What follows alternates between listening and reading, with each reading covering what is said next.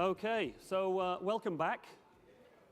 We've been talking, I know in the rooms today, we were talking about some different ways of behaving, etc. And I know all of you found fascinating the air, earth, fire and water. And I know some of the presenters in terms of the investor relations pieces when I know the three of us were asking our delegates, were saying, so what do you think they are? Do you think that Gary was freaked out? You know, it's kind of like, they keep calling me fire. You know, it's like, what does that mean? So we were just looking at all the different personality profiles, etc., that we were doing. And we've come to a point, as you looked at your schedule, and we were looking at obviously all the different speakers that we were bringing to you over these next few days. And we've come to the point now where, you know, very much linked to a lot of those pieces that we've been talking about influencing and about how to influence different people. And obviously, one of the things that's very important is sometimes it's easier to influence people when we understand where they've come from and how they operate and their upbringing. So, for example, you know, if we're here when I'm in the UK, you know, stuff means the same as it does to, you know, all other people from the UK in some respects, and the same with American. It's interesting when we come over here, words mean different things to different people, and you can get some of those words very wrong. So I won't get into that direction. But standing by my side here is Richard Lewis, and Richard is chairman of Richard Lewis Communications, and also one of Britain's foremost linguists. And Richard set up the Berlitz School in Asia, in Japan, Portugal, Finland, and in Norway, I believe that's right, isn't it? Yeah. And spent 5 years as personal tutor to Empress Michiko. Is that right? So, and also 5 other members of the Japanese imperial family. So, also Richard has written a book called When Cultures Collide. One of the many books he's written, which has sold over 1 million copies now. So, so very well-known book, and I think we might be getting a copy. But and also one also that's was it the U.S. prestigious Book Award in '97? Yes. 97. So, and these keep going, by the way, all right? So you can go, hang in there. So also, and this is the kind of the important one now, 97, all right, was awarded a knighthood in Finland. So mainly recognition for his 40 years developing the international links and also preparing and training them for the entry into the EU and also for taking on the EU presidency. And a bit like we have in the UK, there's like the CBE, etc. Well, in Finland, Richard was promoted to an even higher rank, which was Knight Commander, which is Order of Lion in Finland. And when I was talking to Richard, I said to him, what is in Finland, what is the Knight Commander? And he was saying, well, that's kind of the next level up. But he said to me, as yet, I'm waiting to find somebody to command. So if any of you would like to volunteer, then you know he's a worthy commander. So, ladies and gentlemen, please welcome Sir Richard Lewis. Thank you very much. Thank you. Good. Thank you. Thank you. That was a hard. It'd be hard to live up to that. Hands up if you're American. And well, congratulations, of course. And hands up if you're not American. Well, there's about 8 of you. Good. It's nice to have an international audience because it adds a little bit of reality to what we're going to talk about. I've been to a few of the lectures, found them very interesting. I would think that probably if you take everyone in the room and your companies, you're probably represented in 150 countries around the world, I would think. And you know, when you deal with another country, you're dealing with another culture, and sometimes your behavior has to be adapted a little bit to whom you're dealing with. And so that's what we'll try to talk about today. You don't have to believe anything I say. You can ask me questions at any time. You can object to me. We'll have a few questions at the end anyway. So as I've only got an hour, I'll try to get started. And we do this with a few slides, but mainly I explain what it is. So we've got about 15 non-Americans. Okay, let's go. Wait a minute, I'm not very technical. Here we go. Press the green one, see what happens. What is culture? Well, obviously, you know, when you go to Japan and people do things differently, or you talk to a German on the phone or a South American, and you appreciate there is a cultural difference. Now, the question is, you know, what is culture? Why do we behave differently? Why doesn't everybody in the world behave the same? I mean, you know, if you look at lions, I mean, they're not in every country, but presumably lions, behave the same everywhere. And I suppose Martians do. But Earthmen, they behave in different ways. And why? And so the answer is, well, it's culture. But then why do we all have different cultures? And who gave you your culture? Who gave it to you? Your parents, yeah, that's certainly at the beginning. And that's very important. But who gave your parents their culture? Their parents. And let's go on. Who gave your grandparents? And we could go on like that. And all you're going to do is keep saying, their parents, their parents, their parents. So, but then where did let's go to the end of the line. I don't mean Adam and Eve, but let's say go back a while. Where did they get it from? Where did it come from? So where does culture come from? And why are they different? And when I'm trying to lecture on this subject, I try to do as much as I can visually. But it's very hard to draw culture. Have you ever tried to draw it? It's difficult. But I tried, and that's all I got is a kind of cloud, you see. Now, you're Americans, the ones of you are, and you act according to American rules, according to American culture. And okay, your parents gave it to you, but in fact, if you look at that cloud, you can call it an atmosphere or whatever, the key expression is, the truth of the matter is that culture was lying in wait for you.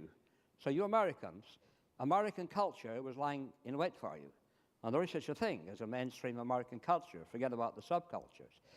And here I've done it for Germany. German culture is waiting for all Germans, waiting for them to be born.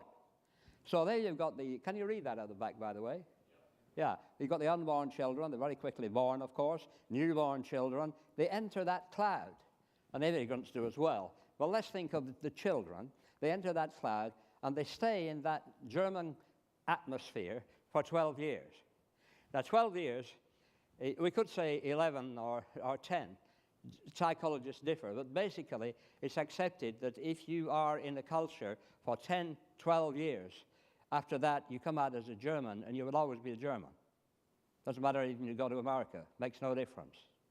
Now, if your parents emigrate to the United States when you're 3, and, well, you live in Lynchburg or Virginia or whatever it is, and because you're 3, the next year you go to school, kindergarten, and then American school, and in 6 months you'll be an American. Doesn't matter what your parents were. You'll be an American. The environment, the education, above all, the behavior of your peers surrounded by American children, you will be an American child mentally after 6 months. So there's a huge difference. Culture is lying in wait for you, but you've got to stay in that cloud for 12 years. And if you don't, it depends on where you emigrate to. Now, when you come out of that cloud, let's say he's not gone to the States, he or she is in Germany, and when he comes out of the cloud, it's internalized, it's inside, here somewhere. And you begin to project that culture because you're a German. You came out of a German cloud. Next one. Now, no one person knows all of, are you American?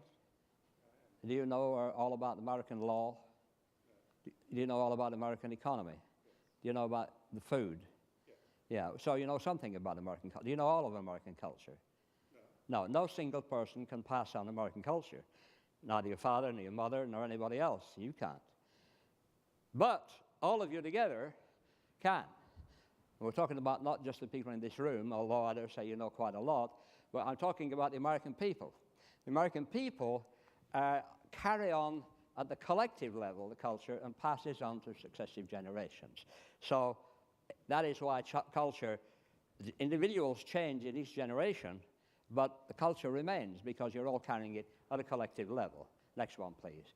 Now, an early warning, I'm going to make what would seem to be some stereotypical statements. For instance, I can say Japanese are ultra polite. Americans like business. Germans are punctual, you know. These are stereotypical statements. And a lot of people say that's a stereotype, therefore it's not true. The truth lies somewhere else. But where does the truth lie? Well, it must come from somewhere. Stereotype must come from somewhere. So I kind of defend stereotypes because I use a lot. And so it doesn't come from nowhere.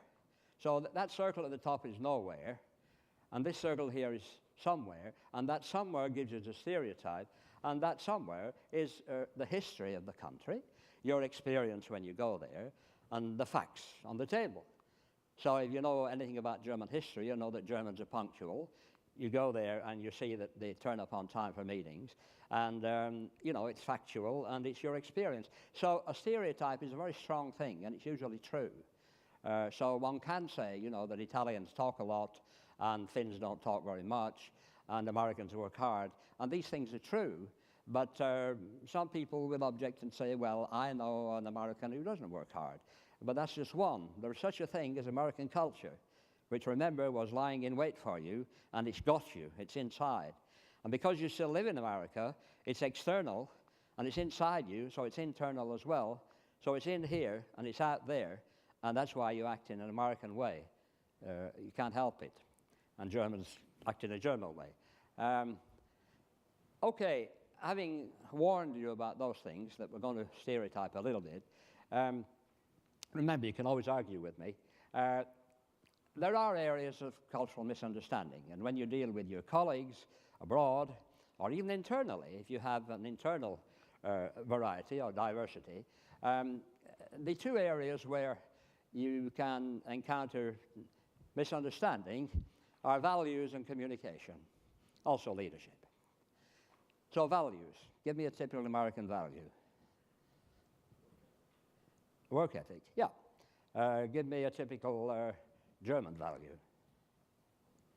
By the way, your microphone's on the table if you want to speak up. Precision. Precision, yeah. How about punctuality? Yeah. So punctuality is a German value, very important. Now, punctuality was not invented in Mexico. So if Mexicans work for a German company, you will have a clash of values. And I used to work for a German company, and there was a Spaniard who used to work for them, and we were broadcasting, and most of us came 3 hours before the broadcast, translated the news, and then we were all ready to broadcast it. But the Frenchman did, and the Italian did, but the Spaniard was a little bit late every morning, and because he was a very good translator, he left it until very late and came in maybe just 40 minutes before the broadcast, translated it very quickly and did a good job. But if you do that with Germans, they get very nervous because they expect you to be there at 9 o'clock when the office opens, and we had 3 hours to do the broadcast, and that was fine. And so the German editors, if you're not there at 9 o'clock, they start getting nervous, and at 10 o'clock they're very nervous. And we were all there, of course, except the Spaniard. And he came usually at 10, 10:15, 10:20, 10:40, 11 o'clock. And one morning he came at 20 past 11, and he was due on at 12, you see. And of course the German editor had been pacing up and down for 2 hours and 20 minutes, whatever it was. And when poor old Giovanni came in, he was waiting for him, you see, and he said, Giovanni, Sie sollten hier um 9 Uhr gewesen sein. You should have been here at 9 o'clock. And Giovanni said, why? What happened? He said, nothing happened. He said, then why should I have been here at 9 o'clock? Now, they're two men living in two different worlds, you see.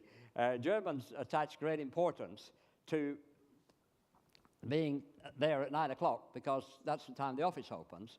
But the Spaniard attached great importance to doing his translation properly and reading his news well, which he always did. And the two things, they live in two men living in two different worlds, but they're both effective. So we can't always say that mañana is a bad thing.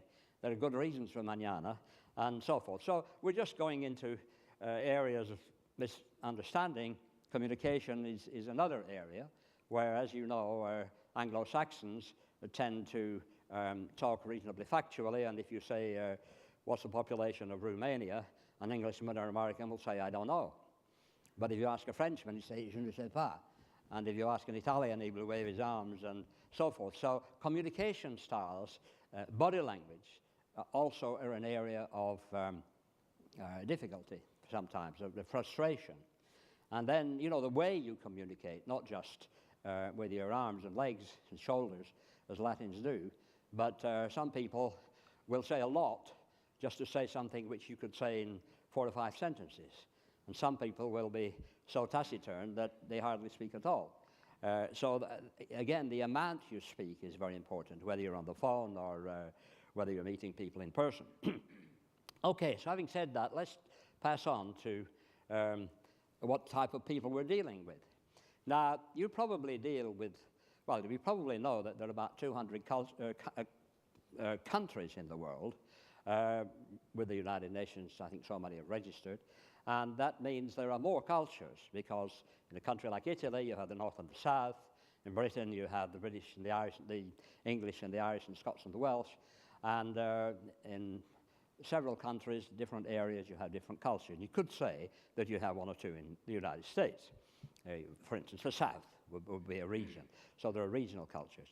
But when we're training people to go and work in a country or to deal with a country, if you happen to be a CFO and you have to contact the locals very often, we can't train you 200 different ways. It takes too long. So one has to try to say there are certain categories of cultures. We can teach you how to deal with a category, and it may be a one-day seminar, but we can't do it 200 times. We don't have time, neither you nor ourselves. But if you categorize cultures, and we have 3 categories which are like this: linear active, multi-active, reactive. You can then train someone in, for instance, the German culture, and if they tell you next week they're going to the Netherlands, you say, well, look, I haven't time to do it again, or you haven't, but you know the Dutch, if you behave the same way that I told you to behave with the Germans, you won't make too many mistakes. But then the man comes next week and said, I'm going to Italy, and you say, well, that's a very different matter. You'll have to have another training course. And then, of course, there's a question of men and women and so forth, who are different culturally. But if you look at these 3 types of cultures, they in fact do cover the whole world. And we've been using this system for the last 30, 40 years. And you might guess, if you look at it, you might guess which culture you belong to, or which category you belong to. And of course, you will be a mixture. Nobody's completely one or the other. And so, okay, what does linear active sound like? Give me a country you think might be there. Sorry? Germany? Germany, yeah. Think of a multi-active culture. What does that look like? Give me a country. Brazil, Italy, correct. And what about reactive cultures? Nice, quiet people, must not lose face. Japan, yes. In other words, Asia. But it's a long story, and we have tested 28,000 people on the web with, I think some of you have done the test. And we find out your cultural profile, and that gives us a country cultural profile. And after 28,000 tests, we have made a league table, which I'm going to show you now. It's a triangular league table, and this is what it looks like, where Germany is certainly, according to the results, the most linear active culture in the world, with their Swiss and Luxembourg friends. And the USA is very close. You're just a bit livelier than the Germans, so you go up that multi-active axis a little bit, right? The British are not quite so lively, so they go this way, a bit towards, the Asians, better listeners and a bit quiet. As you would guess, the Latins are the liveliest people, multi-active people, emotional. You see, red is multi-active, warm, emotional, loquacious, impulsive. Italians, Arabs, Africans, they sound very different cultures, and they are very different cultures, but they're all equally multi-active. They have common traits of emotion, talkativeness, strength of the family, coming late, this kind of thing. And then you've got the Asians, Vietnamese, China, and Japan, very courteous, amiable, accommodating, compromisers, good listeners. And the linear actives, and probably some of you are in that category here tonight, cool, factual, decisive planners. That sound okay? Right. Now, what do we do with the test? When we have the results of a certain group, or we're advising a company on where to send people, we look at it like this. And this is the World Bank, the HR department of the World Bank. Now, that is a fairly good diagram from their point of view, because a lot of people are in the middle. And if you're in the middle, it means you're not too linear active, you're not too multi-active, and you're not too reactive. You're well balanced. And therefore you can, as you say these days in America, you can reach out to people. It's an expression we don't use in England. But anyway, you can reach out to people because you're right in the middle of the triangle or close to it. And as this was the World Bank HR department, it was a very good diagram for them, because the HR people tend to want to be, empathetic to not only different people working in the bank, but their customers all over the world. And we have a diagram for you, which I'm going to show you in a moment, based on the results. So it enables people to say, okay, if you're going to send someone to Brazil, send that lady there who near the top of the triangle. She'd probably empathize with the Brazilians more than someone low down in the triangle would. So, next one, this is your CFO Academy profile. So this is based on your results. And, surprise, surprise, you're rather linear active, which one could have forecast. And it's interesting to see how it looks. This is how it looks. That's you, some of you anyway, the ones who did the test. And you can see that you're concentrating in the bottom left-hand corner. Now that's where you expect accountants to be, or accountants, engineers, are very likely to be the most linear active people, for fairly obvious reasons, just as Italians, but also salesmen, would be higher up in the triangle, flexible truth and all that kind of thing. Now this diagram does not surprise me at all, because that's where you all are. But the good news is that you're not right in this bottom left-hand corner. If you're all compressed there, the whole 20 or 25 of you, I'd be a little disappointed. What it means is that you are basically linear active, which you would expect from your profession, but you're a lively bunch of CFOs. And that's what it means, yeah. And I noticed it the other day when you'd had a few drinks. But there are some people up here very promising. I mean, look at those two up there, right, with France and Poland and Hungary and Lithuania. I mean, they do really well. But it does mean that although your job is a very linear job, and you're thinking in that organized, cool, calculating way, there's a lot of spirit there. And if we can just go back one, I don't know how to do this, just go back one, please. You see that there is a chunk of multi-active people, and there's a chunk of reactive people. So it's not hopeless. You're CFOs, but you're also human beings. And that's very good. So you're a lively crowd of CFOs. That's what we learned from the testing. Okay, we'll go on now. So that's you. And if you see there, you're in the middle. And here, the next one, a few mediators there. But most of you, of course, are concentrated in this bottom right-hand corner. But you're not too low. I mean, you've got other ideas. And 2 or 3 mavericks up there. It'd be nice to know who they were. But, of course, we won't ask. But you'll see it on your own sheets when you get them. And now you can use this triangle in different ways, because characteristics are implied.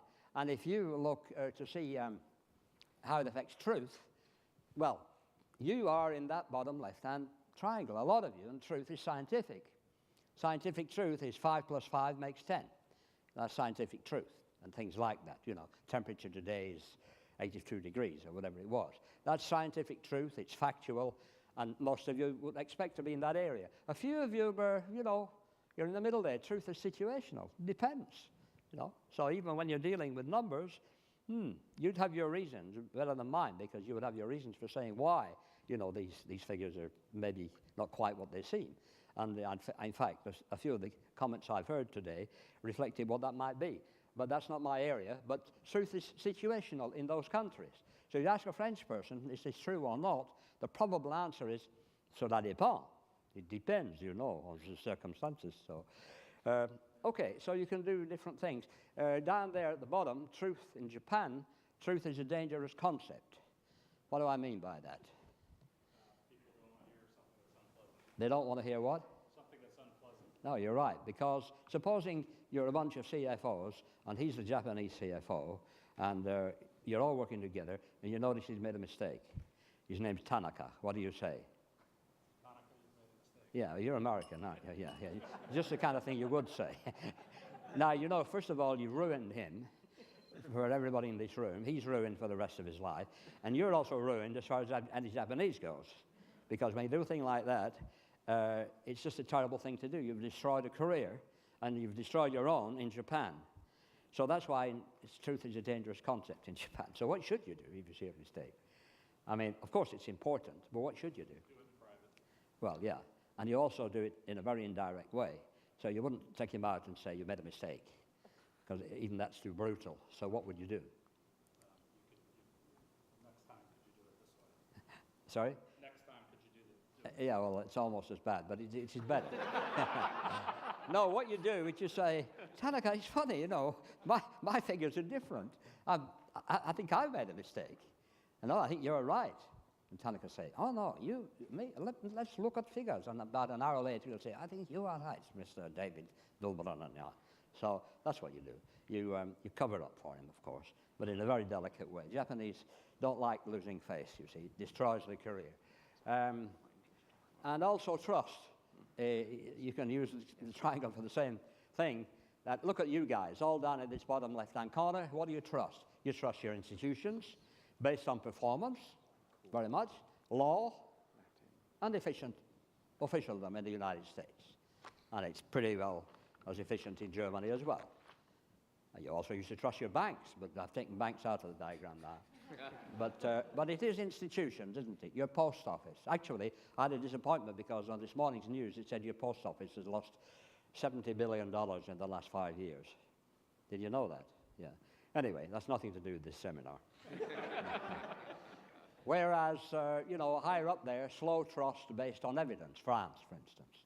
So don't expect French people to trust you just because you're American or just because you're good looking or just because you're good at mathematics. They don't trust any of that. I mean, well, you know all about Strauss-Kahn. Just follow that and you'll see a lot of cultural things happening in the next few days because France and the United States don't always get on very well together. Yeah, that's just you again. It shows that you are, you see what it says there? Lively, energetic, solid, occasionally lively, speedy, ambitious, efficient, and over here, good listeners. Good. Now, this one is a repeat, I think, yeah. Okay. Now, human mental programming. That means that it means brainwashing, basically. And it means that we have been brainwashed, all of us. You've had the American brainwashing, I've had the English brainwashing, Italians get the Italian brainwashing. By the parents, by our peers, by schools, by the education system. We live in a country and we're encouraged to conform. And it's a very brave child in the schoolyard who doesn't imitate her peers. It's very, very brave. And therefore most of us do conform. And, you know, what are the characteristics? Now, if you look at the bottom there, hands up if you love your young, if you love your children. Okay? Hands up if you want to be liked. You know, Americans like to be popular, don't they? Hands up if you are angry at injustice. And hands up if you are grateful for favors. Grateful for favors. Right, so you're all unanimous. So we have no cultures. There are no cultures. Everybody agrees, even the foreigners here, they agree. Well, these are trick questions because they are age-old human characteristics. Scientists tell us they come from 500,000 years ago. People behaved like that. These were basic things which enabled us to survive. Cooperation, protecting children, being fair to people, liking people, and so on. So that's no problem, and that's very good in business. So if you have a Russian CFO and he sounds a bit, you meet him and he's a bit stiff and doesn't smile very much, if you pull out a picture of your child and say, look, this is little Johnny, he's 3, the Russian even says, and here's little Ivan, he's 4. And you can break ice with all these things, love of children, showing that you're not going to take advantage if your company is bigger than his or her company. You exercise those things, and it's very good for breaking the ice, and you should remember what they are. Now, the problem starts when the American comes in if it's contrary to, you know, the Italian character or differs greatly. Obviously, you're not going to have much of a problem with Canadians, but you could have cultures like the Japanese, which are very different, and it's very easy to make mistakes. So what is the American character? And I'll spend more time on this than the others. If you look at the top line, it's basically the frontier spirit. Now, when I talk to people in other countries, they always ask me, what is the frontier spirit? They don't understand it. And of course you do. It's that there was a small bunch of people in Virginia who saw a big empty continent, apart from, of course, the Native Americans. There were 10 million. But basically an empty continent, and they had to get to California, basically. It was a huge continent. It needed to be conquered. You conquered it very well and very quickly. You did it real fast. And of course, all these other characteristics came out of the frontier spirit. You can't go to California and stake land and the way and go for oil and go for gold and so on without certain characteristics emerging from that very quick rush to California. Free trade, individualism, self-reliance, work ethic, pragmatism, all men and women are equal, sense of speed, one of the most important. That's why Americans today, even though the land is settled and there's no California to go for, they want things done now or yesterday. And this is apparent in business. You can't help it. It's your culture. It's in your blood. You know, you do things quickly. Sense of urgency, which Europeans very often don't understand, and Asians even less. Optimism, risk-taking, thinking big, future orientation, patriotism, and a competitive spirit. It's obvious that it came out of the frontier spirit, and it gives you a very special character which is different from anybody else's.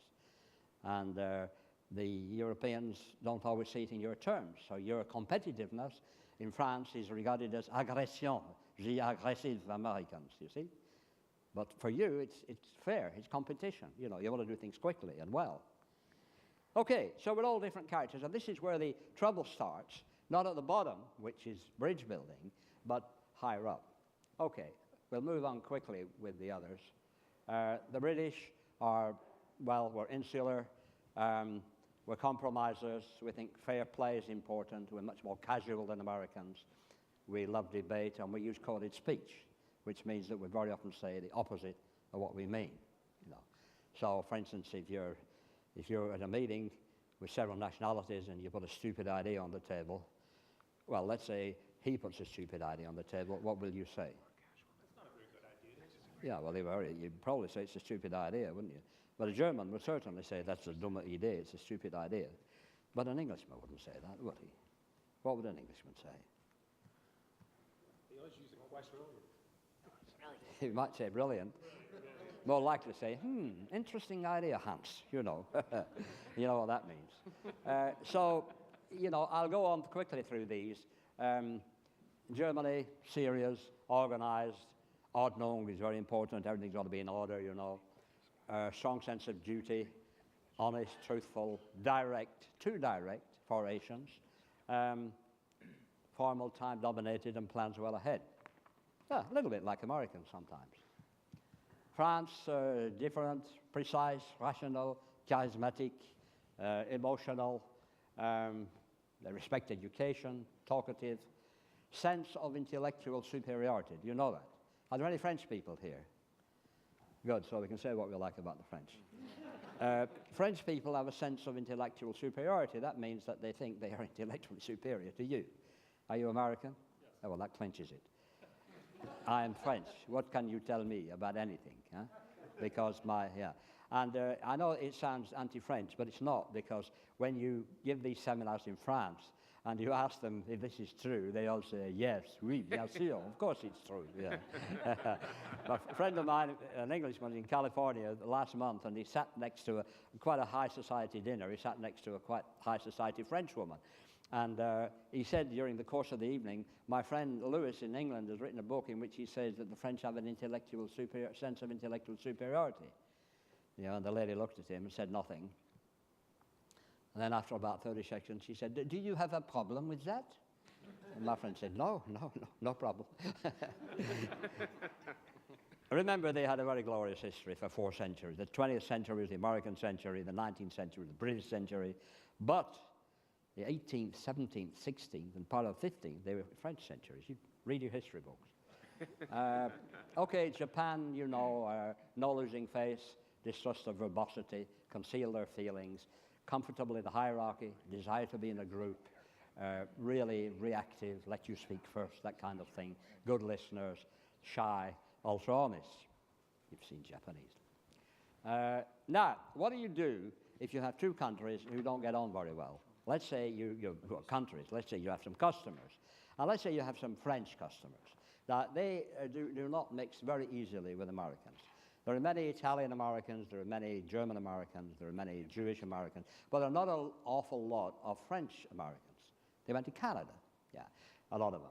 So at these international meetings, very often the French and the Americans don't get on very well, and very often they're the last ones to sign the agreement. Usually the French are the last ones.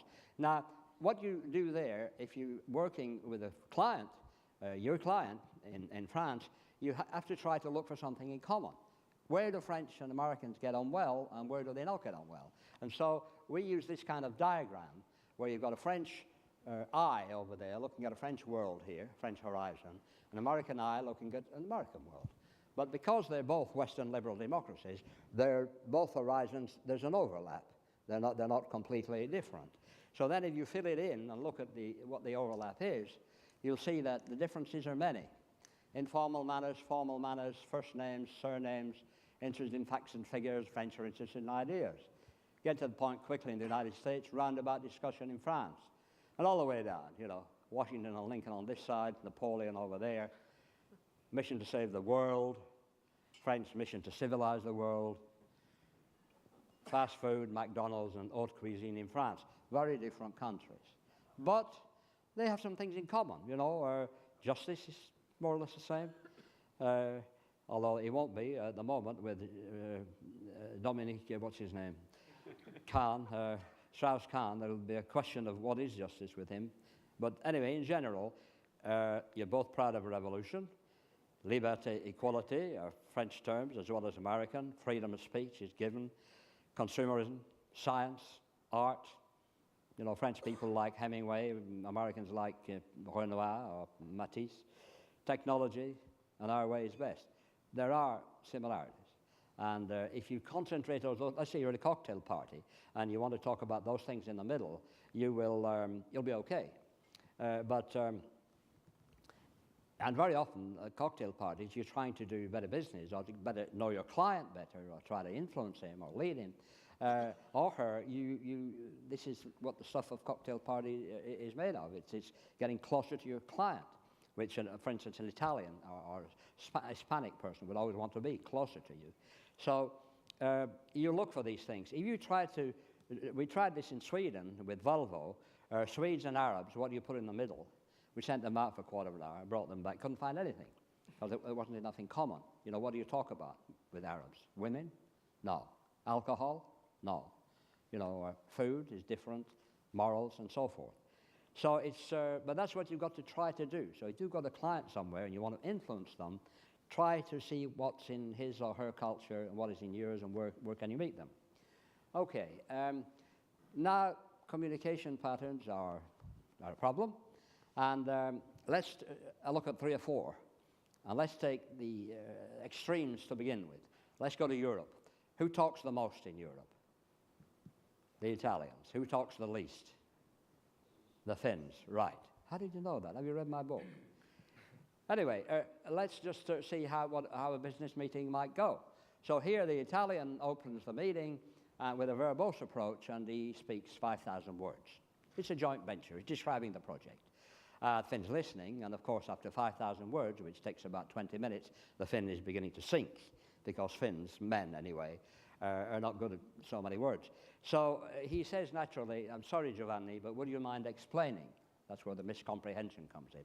So Giovanni then explains in 10,000 words what he meant by the first 5,000. That's very Italian. There's nothing particularly wrong in it. They asked him to explain, so he explained, right? Now, the Finn, on the other hand, if you look at the other side of the table, he would describe the same venture, if you like, in 300 words, which would take 4 minutes. And the Italian, who doesn't always listen for the first 4 minutes, he's equally left stranded, and he says, "Excuse me, Pekka, would you try to explain what you mean," you see. Now, unlike the Italian, the Finnish male is not now going to use 10,000 words to explain what he meant. A Finnish male uses 10,000 words in a lifetime, you see. The women are different, of course. Finnish women are different. So what he does the opposite, and he summarizes. And he said, "Well, look, Pekka, what I really meant was, you know, A, B, and C." So Italian's listening, you know, A, B, C. He's waiting for the rest of the alphabet. And the Finn sits down because he's finished. So this is what you call bad communication. People think I'm kidding. It happens every day in Brussels. I get feedback from Finnish minister people. Happens every day that the Finns sit there for hours and hours, ready to speak, listening to an Italian speak for 45 minutes, a French person coming in for 45 minutes, Portuguese hot on her heels, and so forth. Happens every day. But these, of course, are extreme ways of talking, and there are others which we'll look at. Now, the Americans, when they're communicating, it's pretty clear. Americans put their cards on the table, whether it's in negotiating or giving instructions. And if the foreigner doesn't seem to understand, you then spell it all out again in louder English, which is one way of dealing with the problem. The other way is you could learn Spanish. But anyway, then the poor old Mexican, or whoever it is, says, "I'm sorry, I don't understand." And now you're an American and you wish to do the business as soon as possible. So at that point, you begin to confront, provoke, sarcasm, use sarcasm and kidding. And it's typically American. And if you're American against American, you negotiate in that way. A fight is communication in the United States.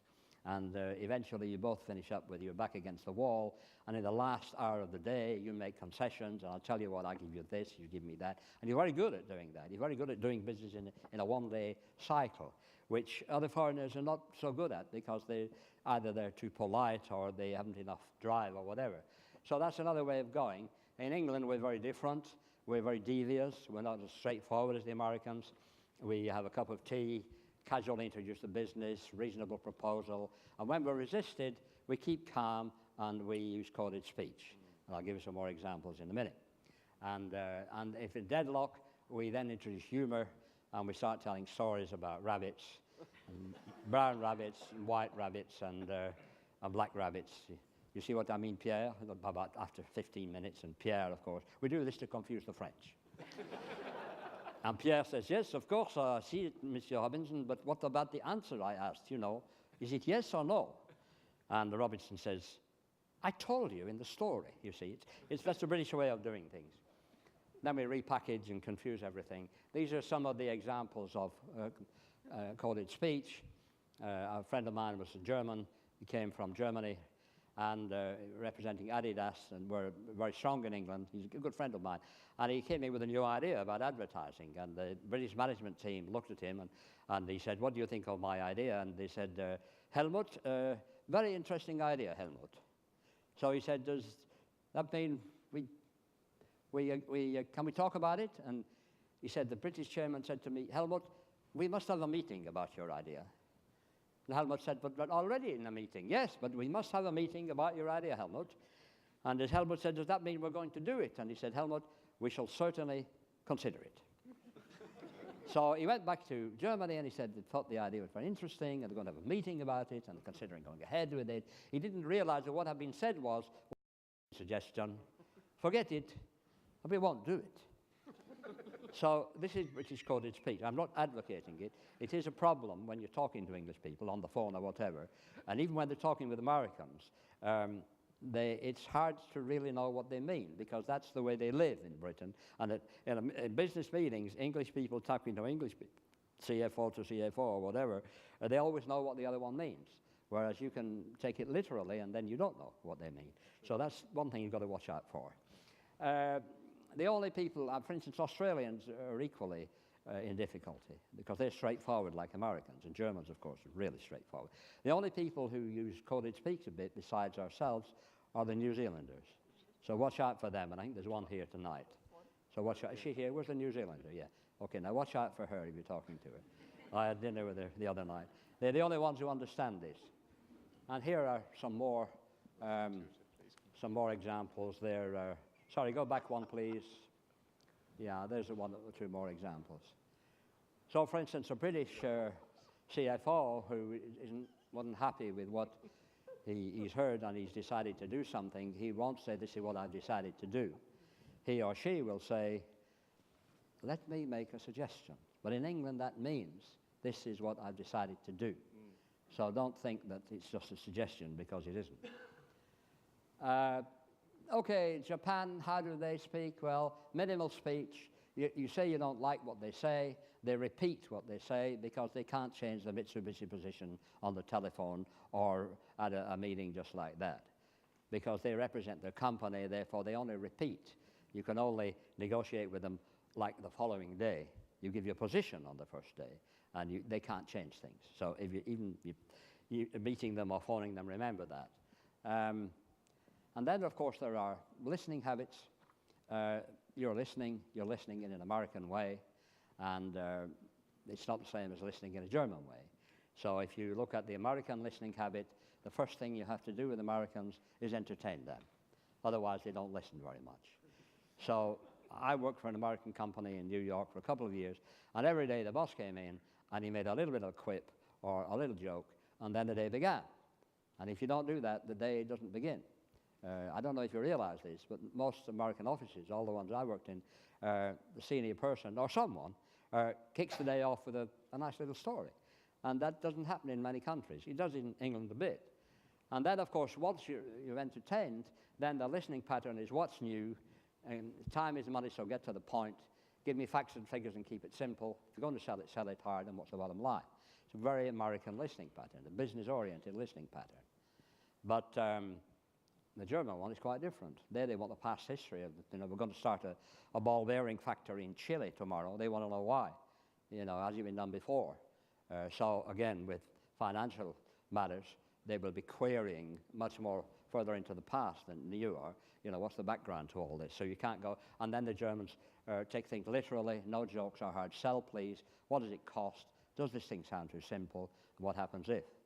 I don't know if you notice this in your financing matters with the Germans, but they query everything. It sounds too simple. Now, Americans like to simplify things. Germans like to complicate things.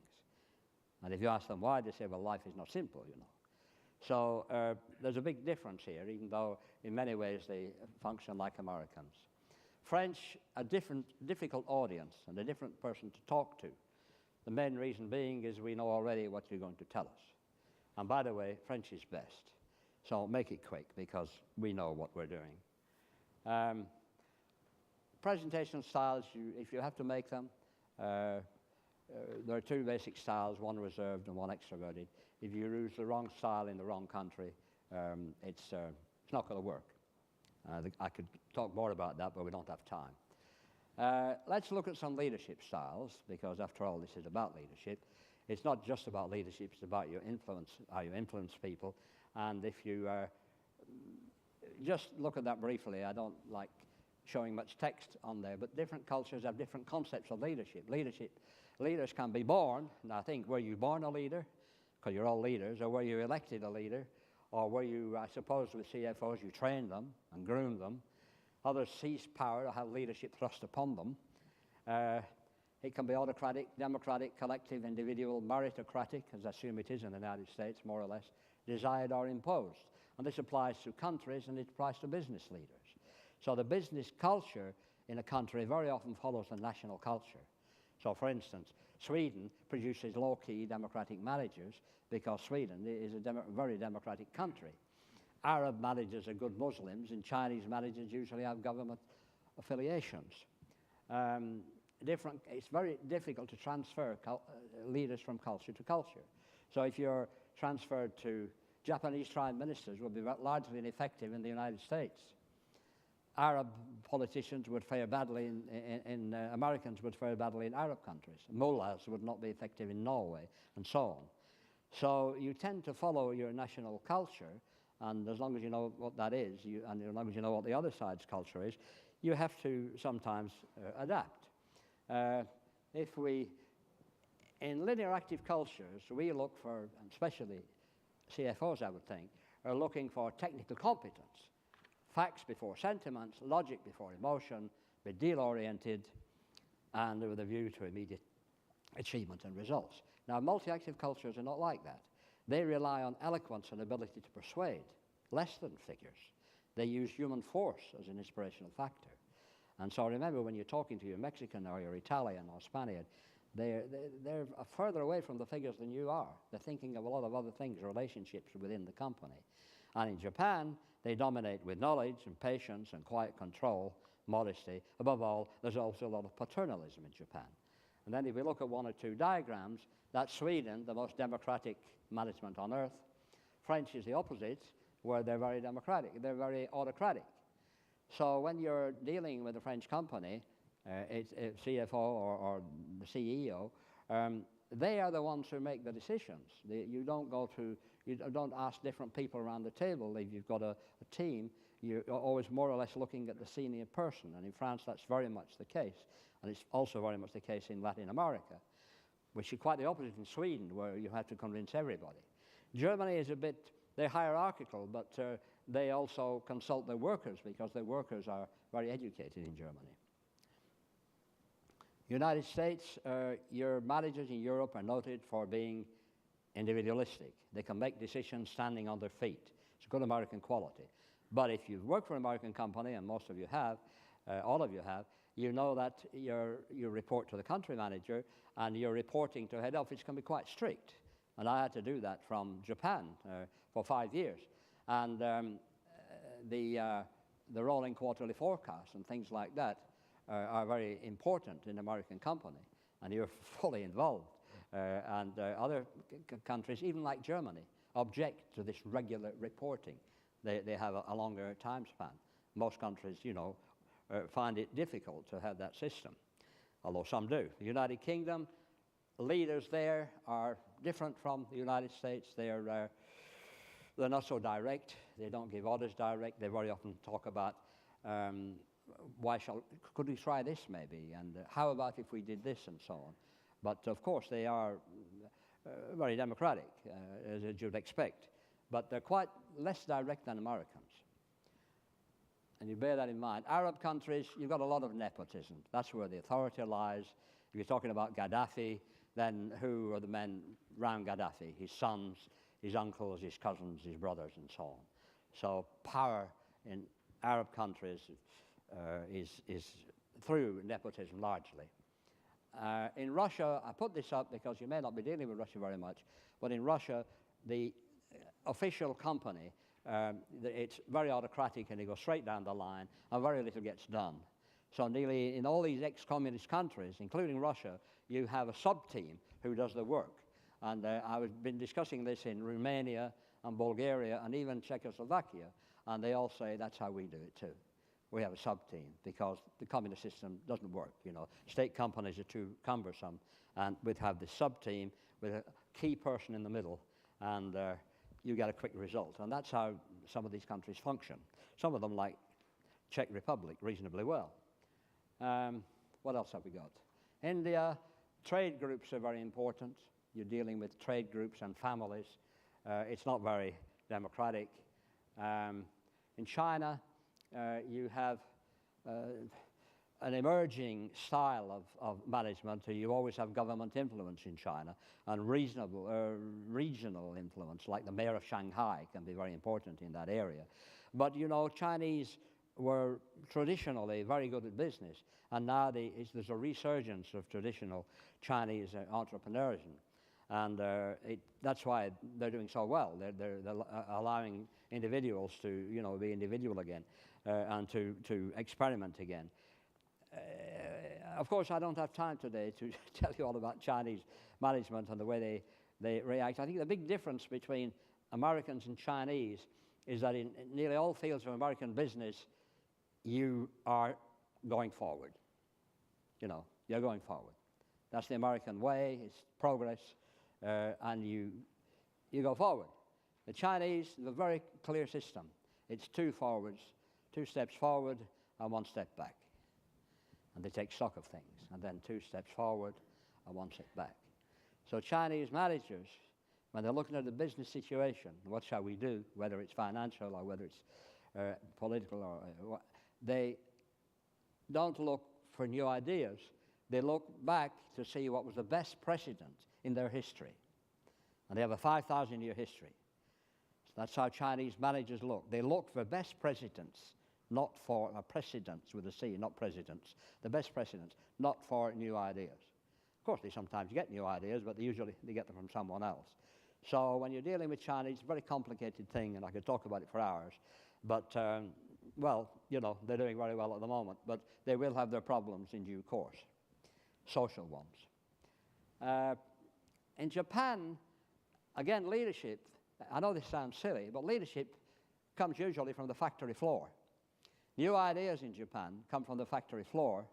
They're sifted by middle management, and they only go to the top for ratification. So people think that Japanese presidents are very powerful, possibly active dynamos. They're not. They're ratifiers. The dynamism is on the factory floor and in other, not industries, but service industries, in management and lower middle management. So remember that when you're dealing with Japanese. Hispanic America, combination of paternalism. There's a lot of paternalism, but, and some coercion. But when you're dealing with South Americans, Mexicans, and Brazilians, Argentinians, the top man is very important. It can be a woman. In Argentina, it very often is. And that's the person you have to talk to, because that's the person that makes the decisions. It's not a bunch of people. Brazil is getting rather more democratic, but the other countries are largely, I won't say despotic, but autocratic. Okay, we've nearly finished, because I want to allow a little bit of time for questions. Concept of time, again, time is very important for CFOs, because you have schedules. And, you know, I was talking today, listening to one of your sessions today about the rush to get the figures ready and things like that. But you do have to use linear time. You know, you have schedules which you have to keep. In other cultures, multi-active and reactive, schedules are not so important. They put the same problems in a pool and walk around the pool, and they don't work systematically like you do. And that's hard to understand, but when you think of strategy, you know, it's the only way you can work. There are other concepts of time. The final thing I'll talk about really is concepts of space. And again, it doesn't matter when you're on the telephone, but if you're at a meeting with Mexicans or Italians or Latins in general, they like to come and be close to you. And Americans sometimes react against this. But I mean, you've got the Mexican neighbors, and you've got to know that Mexican neighbors like slapping you on the back, and hombre, they talk to you like this. And you're already uncomfortable, aren't you? Because you're no, you're putting up with it, right? Well, he's American. But you know what I mean. Americans want 1.2 meter space. Yeah? Brits want the same. French want 1.1 meters. It's all been measured by psychologists. Italians only need 80 centimeters. And you get to Mexicans, and well, now, if you don't believe me, I've got some pictures to show you. And this is a bus queue in a Latin country. And you see, this bus queue, they're all comfortable together, touching shoulders, literally rubbing shoulders, talking to each other. A very happy bus queue, right? Latin countries. That happens to be Portugal. Now, people in other cultures, not only America, like more space. So if we go to another country like this, these people are queuing in a very different manner.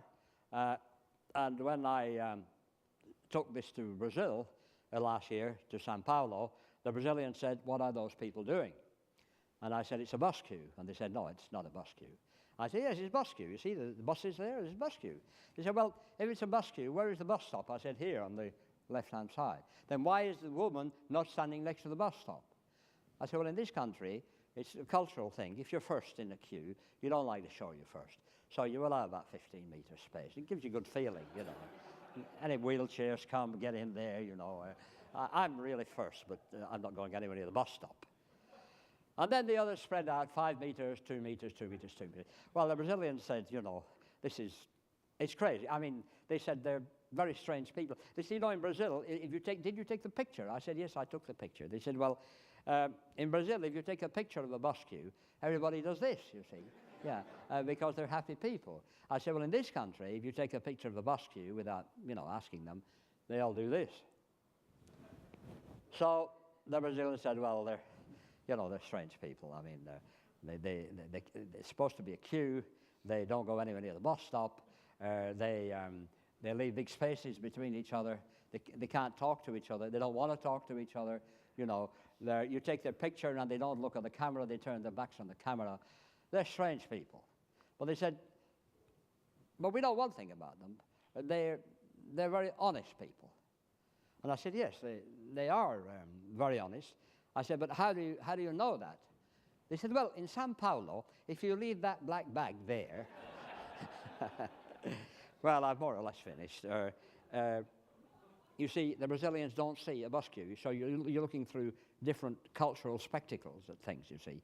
I'll just show you, I think, one more slide. No, well, I shouldn't have got there. Can we go back, please? Oh, yeah, no, that's right. No, we can go forward again now. People say, this is Finland, you see, and people say, we don't believe that other bus queue. We think you fixed everybody in that position. And I said, well, if I show you a picture of another Finnish bus queue where I wasn't standing near them, will you agree? And they said, yes. So then I showed them this one. And that was taken 3 months ago. That's another Finnish bus queue, and that's our Finns' queue. So there we are. Now, the other slide I had to show you was, I'm asked on every seminar, surely all the CFOs in the world and all the people in the world, all the cultures are getting closer together, and they'll all be able to talk to each other quite normally because they'll all be eating the same things and driving the same cars and eating the same food and this and that. And that's going to happen in the next 20 years. Well, when they ask me, will it or won't it, my answer is negative. It will not. We are not getting much closer together, except in terms of microculture. And so always remember, microculture is different from extra. Microculture is dress, food, music, sport, and trends. So Arab youngsters who may be very anti-American, they will still wear T-shirts, they'll wear jeans, they'll go for lunch, hamburger, and Coca-Cola. No problem. But here, they're not very American. They're Arab. So you have microculture and macroculture. Microculture is influenced very much by the media. Standardized in accounting, multinationals, you can standardize your accounting systems. You can standardize your reporting. You can even standardize production. You can make a Volkswagen in Germany and make a Volkswagen in Brazil. These things, and EU tries to put some things together. But the important things, macro level, ethics, morals, religion, philosophy, concept of truth, concept of time, ethnic matters, we're becoming further apart, not nearer. So don't expect the United Nations, the USE, the United States of Europe, to emerge anytime soon. It took the United States from 1776 until about 1940 to become a one really powerful, cohesive country. That's how long it took, 150, 160 years. And they only had one language to deal with. But the Europeans have 27 countries, 27 languages. It's a bit more difficult. So that's the answer to the question you might have asked. Well, I've stopped there. Actually, what I've done, I've got one more slide there. And in the papers you get, you will have golden rules for dealing with multi-actives, reactives, and linear actives. Now, this is just an example that if you're dealing, for instance, you've got your French CFO at the end of the line or the Italian, let them talk at length, reply fully, be prepared to do several things at once. If you go to a meeting, be prepared for several people talking at once. Go to Brazil, you'll know what I mean. Display your feelings and emotion. And people and feelings are more important than facts. Now, it'd be very difficult to persuade CFOs, American CFOs, about that. But that's what Italian CFOs think, and that's what, Japanese CFOs think. There's a big difference in what goes on in the mind. So those you'll get, and you can read them. Could I answer any questions, please? And there are microphones on your table, and you can use those, and then I can hear you because I'm a bit deaf. Richard, excellent. That was outstanding. Thoroughly enjoyed it. I think one major thread is obviously country. Could you talk a little bit, maybe you write about it in your books, but until your last slide, religion wasn't on the first 60 or so slides. Could you talk about that thread? Because I lived in Russia in the 90s and just moving back from living in India the last couple of years, and to me, you're spot on with everything you said, but if there was a second or third thread after country, what would that thread be? Sorry, I didn't hear the key word. religion? What would that be? What would the key thread be? What Well, country is the you number see, one thread? One can say religion, and we're in a mess at the moment with religions because they're causing a lot of trouble. But it's a cyclic thing. If you go back to the year 650, when the Moors invaded southern Spain, you had a society which lived until 1492, which was called El Andalus. And Andalus was a Spanish, Christian, Muslim, and Jewish joint venture civilization, which lasted, 800 years or whatever it is. Over 1,000 years. And it was one of the best civilizations the world has ever known. And the Muslims and the Christians and the Jews all lived together, didn't worship together, but they worshipped side by side. And it was a marvelous civilization. And in fact, the Jews were elected to the most important positions, or rather they were leading in medicine and law and a lot of the administrative positions. So it was a wonderful civilization. I mean, it could come back. I mean, after all, 50 years ago, we weren't really quarreling about religion. In the United States, you have Muslims living with Christians and all kinds of different Christians. We're just going through a bad period. 9/11 didn't do anything to help it. But it is, of course, very important. I think it'll go over.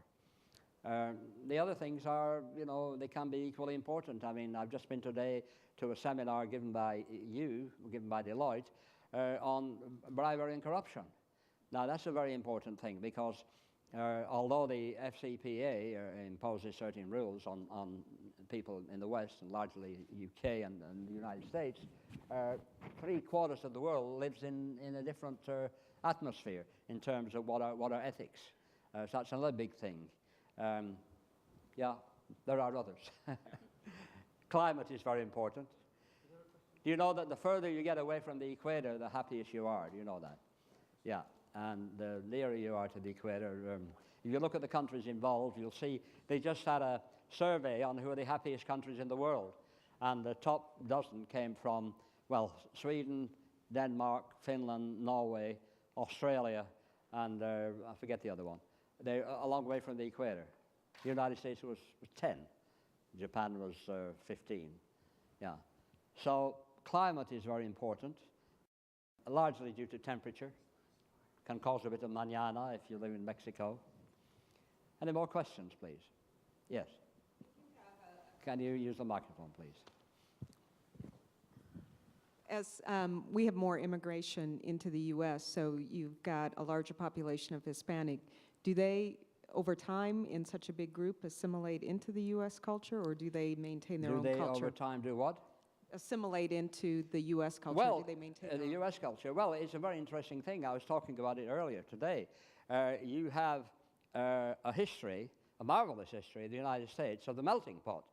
Britons came, and Irish came, and Germans and Italians, and Asians too, and you made the American people in 200 years. And that rule has always been there. You assimilate, you learn English, and you become American. But that changed in the last 50 years because of your Spanish immigration from in the Southwest. So these people, they want to be Americans, and many of them already are. But you do have, 50 million now, if you take the total Latin speakers or Spanish speakers. So the situation is changing slightly in terms of assimilation, because a lot of these people are speaking Spanish all day. They are reading Spanish newspapers. They are listening to Spanish television, and they go to Spanish churches. So there is, in effect, a bit of a state within a state. And I can't foretell what will happen there. Maybe nothing bad will happen at all. But there is a situation developing. 50 million people are a lot of people. If you look at 4 million Turks in Germany, they have not properly assimilated. And they've not caused any trouble, but they're a big voting bloc. They're a political entity. So I think it's changing slightly in the United States. I mean, you've been the most successful country at assimilating. Also Canada. Canada has been very successful. And Canada today is probably the most multicultural country in the world. Yeah. Questions, please. You can tell me when to stop, Simon. We've got time for one more. One more, right. Don't ask me what is the future of the EU with 1 minute to go, because it's very difficult. One more question. No? Well, you all will get a copy of the book, I think. If you have it, some people wanted me to sign some. I'm happy to sign copies of the book. Is there anything else I have to say? Or do I have to say if I can help you in any way in the future? Let me know. You've got my little pamphlet on the table there. If any of you want my card, I'll give you after the meeting. I'm here tomorrow morning as well, so any more questions, you come to me privately, no problem. I'm available. Thank you very much. Thank you very much.